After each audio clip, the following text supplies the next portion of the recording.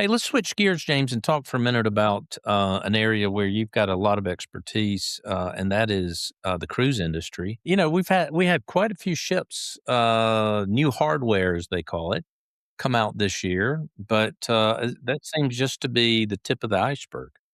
It is. I saw a report from CLIA, which is the Cruise Lines International Association, the sort of consortium of all the cruise lines.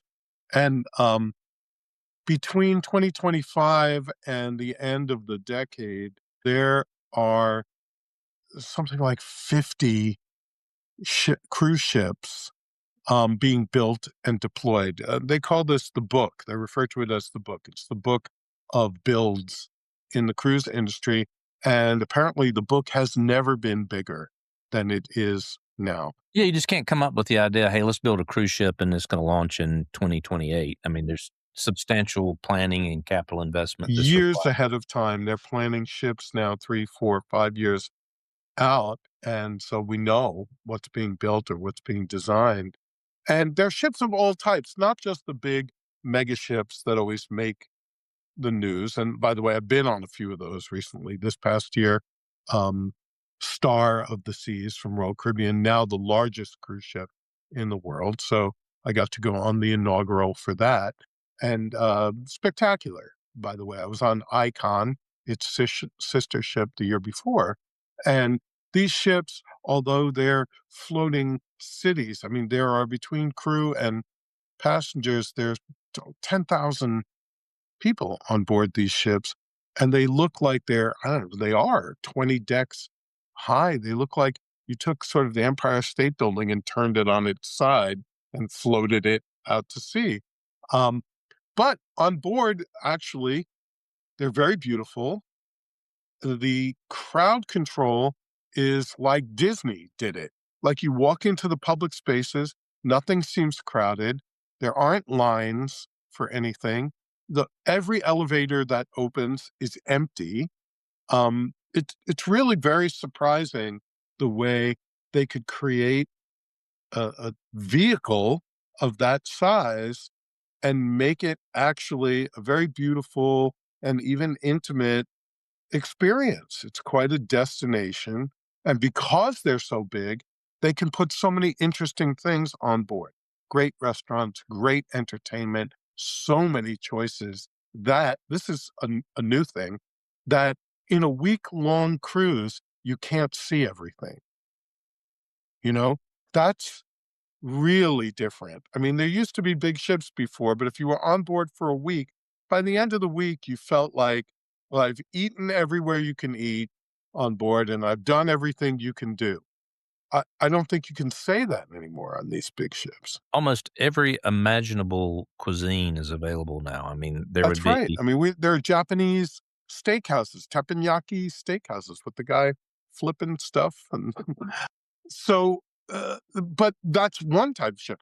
The other ships on order, everything, the full range down to even small ex- expedition ships that go to Antarctica or go to Iceland, or and they're some of the luxurious expedition ships and river cruise ships. That's a big part of the book over the next number of years. These companies are just churning out new river cruise ships, and there are a bunch of new entrants. I mean, Ritz Carlton has yachts now, and there are all these new. And the big one is the most anticipated one, I think, is celebrity cruises known for their beautiful ocean-going, premium luxury vessels, um, as launching their own river cruise ships. And we've only seen the designs for them, but they're stunning, really quite beautiful. yeah, and they've got 2 coming out, I believe, in 2027. Interesting one for me, coming back to our sort of philosophies here at No Tourists Allowed, is AMA Waterways, European cruise line, excellent, beautiful European cruise line, has begun cruising in Colombia in South America on the Magdalena River. And they have two ships now, and they're smaller ships with only 50 or 60 passengers on board, and you get this up close Latin cultural experience cruising to like Barranquilla, which is where Shakira is from, the singer, and other great cities in Colombia. Great food, great music, of course, and the whole Latin experience. So I really like that. And Alma has pioneered something they're calling soulful journeys, soulful experiences, and they are special themed cruises in different destinations that focus on certain ethnic backgrounds. Like I've seen these um, Black culture cruises where the food you eat, the places you visit, and the stories they tell you are all around that particular culture. And if it's not um, Black history, then it's Jews or it's some other ethnic group, and they've built a beautiful themed experience around that. Really like that idea too. So you can take a cruise and have a meaningful, authentic travel experience. It's all about the choices you make. Very true. All about it's always about the choices that you make. Um, yeah, these new ships. I mean, if we take a step back and not think a little bit higher than just the hardware. I mean, when when cruising became U.S. cruising, kind of started in the '70s when it wasn't just the transatlantic crossings, but the Bahamas, started by Carnival, and I remember going on those early on. And there were only a couple of ships, and then, things changed. Royal Caribbean, NCL came along, etcetera. And then there was this kind of spurt of growth where it went from being 5 or 6 ships to 20 or 30 ships. But now there is like a real explosion because you're not just talking about more ships coming out, but these ships are so large and they carry such large capacities. This is kind of this tipping point, if you will, of getting cruises to be really mass market ready. So w- we've used in the industry, we've used the word mass market to describe certain cruise lines, but, it's still only affecting maybe 1 or 2% of the population.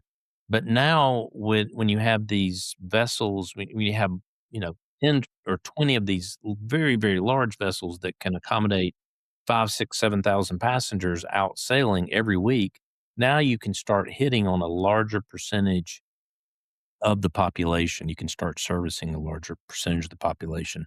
So to me, this is like this we're really getting over the crest of this big explosion in the cruise business because it is such a wonderful way to experience a vacation. It's not for everybody. I mean, I get that, but it is for a lot of people. And a lot of people who say it's not for them have probably never tried it. But if you've tried it and it's not for you, thumbs up. It isn't for everyone, but it is something everybody should try to give it a chance because it has opened up a lot of people's minds. And even if you start with a short 3-day weekend cruise just to see if you like it, you're going to get a little bit of different experience. It's more of a party experience because everybody's trying to go really hard for 3 nights. But if you're concerned whether you're going to like it or not, you can try that, and that'll probably be your least favorite experience after you've done several different cruises of different lengths. But it's a good way to dip your toe in the water. It's still an unbeatable value in the travel business. I mean, as far as your travel dollar is concerned, it's very hard to beat because if you just do the math, what it would cost you on land to stay in a hotel for 6 nights, to buy all your meals, right? And then to pay for all the entertainment and all the things to do, you wind up with a cruise paying a fraction of that, really, and it includes everything. It really is an unbeatable value. And here's the thing: um, almost 80% of the American traveling public has never been on a cruise. That's the statistic.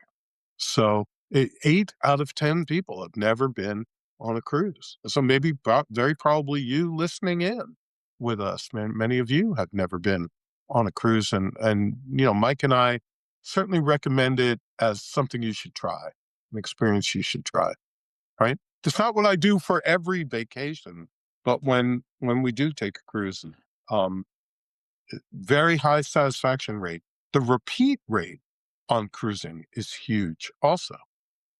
Just people love doing it and love coming back to do it again. So, Hopefully, Charlie from Clea is listening, and I think you'll be very proud of us for for pitching. Everybody should go on a cruise. Charlie would be full of a lot more very useful statistics and thoughts about cruise. We ought to have him back. I think that was the first season we had him on. Yeah, yeah, we Charles need to have him. Charles Sylvia, the vice president of CLIA. Yeah, great guy. All right.